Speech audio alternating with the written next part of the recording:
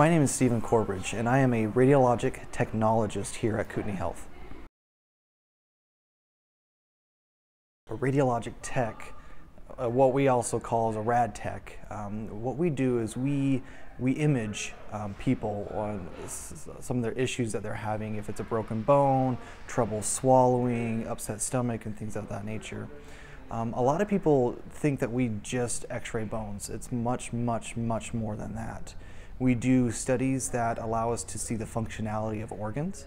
We do the studies that help us understand if someone's not swallowing correctly and they're swallowing food or liquid into their airway, which can get them sick fast.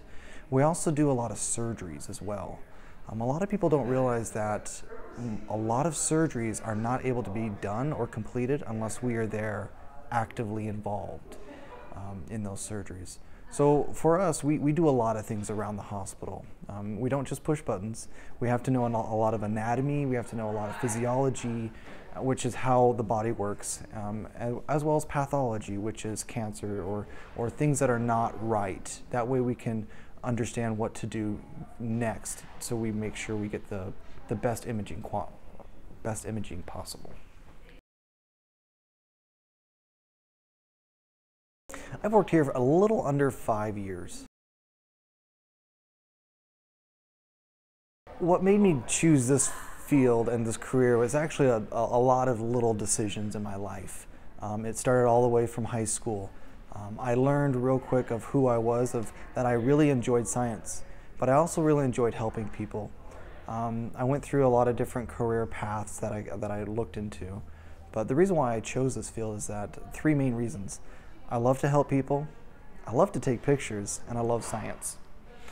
And so those are some of the main things that I enjoy in doing in my life, and I find a lot of fulfillment in coming to work. To be a rad tech is like the ground floor of the imaging world. From there you can grow and get additional certification to be a CAT scan tech or CT, to be an MRI tech, which is really good for brain studies and soft tissue and things of that nature. Some of the personal skills and personality traits that I feel someone should have for this field, number one would be empathy. You are asking people to do things that they don't want to do because they're hurt. And your job is to understand that you need to figure out what is wrong with them and to do it in a way that's not going to harm them anymore. You need to think outside of the box a lot.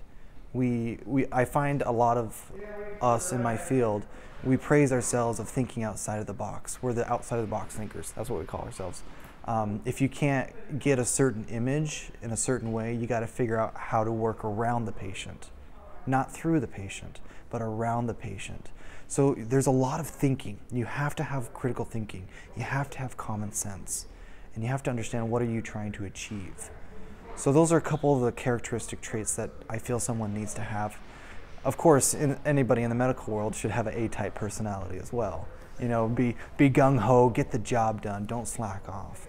But to always reach further, to be a better tech.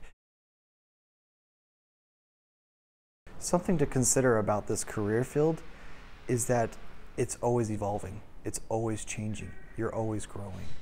You're not always behind a desk. You're not always in one department. You're always moving around. And you're always meeting new people. It's a great way of learning about who you are, but also learning about how to care for others and how to show that care through empathy.